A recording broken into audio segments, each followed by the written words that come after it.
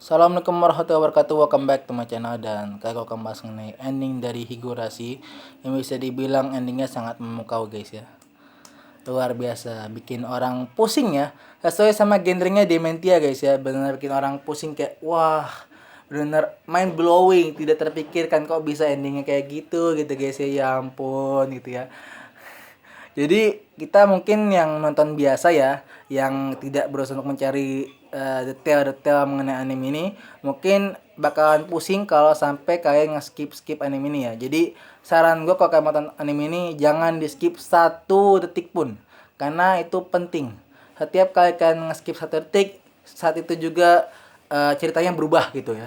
Misalnya contoh nih ya, kalian nge-skip beberapa detik gitu atau berapa menit dari episode ini, itu bakalan berubah banget gitu guys ya. Tiba-tiba loh, kok yang tadinya si ini hidup tiba-tiba mati, kok tiba-tiba jadi begini gitu, jadi kok jadi hidup lagi gitu, kayak heran gitu loh. Dan terkadang itu perpindahan waktunya itu nggak di satu episode ke episode yang lain ya, enggak. Itu kadang-kadang tuh dari episode satu itu bisa dari yang waktu ini nih, waktu satu ini pindah ke waktu yang satunya lagi gitu. Jadi kayak di satu episode gitu guys ya, pindahnya itu bener kayak wah gila sih. Kalau kalian nggak ngikutin secara jelas, secara detail, itu kayak bakalan kelewat banget sih. Dan gue bakal salut banget kalau sampai nanti ada yang bisa nyari detail kecil mengenai anime ini ya. Itu kayak gue langsung kayak luar biasa. Pasti ini orang beli Euskadon sebungkus nih kayaknya nih ya. Udah siap-siap nyari detail kecil anime Higurashi itu pasti udah siapin Euskadon sebungkus tuh ya. Karena itu pusingnya ya ampun guys. Gue bener kayak bingung gitu loh, kok bisa iya sih, emang masih bagus sih menurut gue ya. Masih bisa dinalar, masih bisa ditakar, masih bisa dipikirkan gitu guys ya. Tapi yang jadi masalah adalah tim meeting itu emang bikin pusing gitu guys ya. Jadi kita itu nggak bakal tahu kapan perpindahan waktunya itu, dan nggak ada warning sama sekali gitu guys ya. Minimal kan jentikan jari gitu guys ya. Ini enggak gitu. Kan kayak pas Satoko itu kan ada, kalau mau pindah waktu kan jentikan jari ya. Kalau misalnya pas Rika juga yang di akhir-akhir itu, yang ketika dia udah mulai bosen ya pengulangan waktunya dia, itu dia pakai jentikan jari buat menjadi penanda kalau waktunya ganti teng gitu ya. Nah, di awal-awal sekitaran episode 1 sampai 8 apa 9, di situ nggak ada sama sekali warning untuk pergantian waktu gitu guys ya. Jadi kita itu kayak tahu-tahu ganti aja gitu guys ya, yang tadinya Keiichi-nya udah mati tahu-tahu hidup lagi.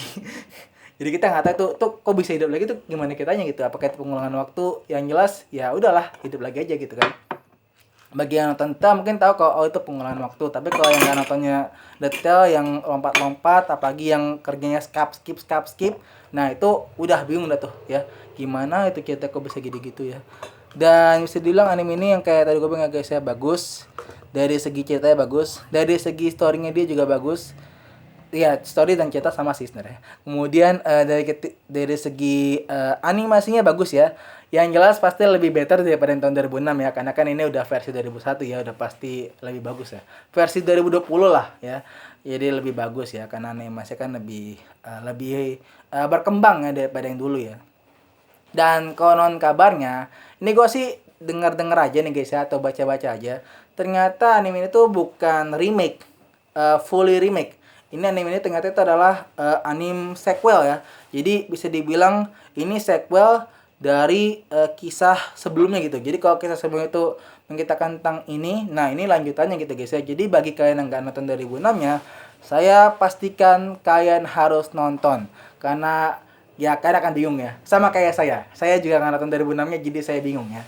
Minimal kalian baca novel ya gitu lah guys ya. Baca novel itu kan udah lumayan gitu ya, supaya kalian bisa lebih tahu mengenai detailnya gitu kan.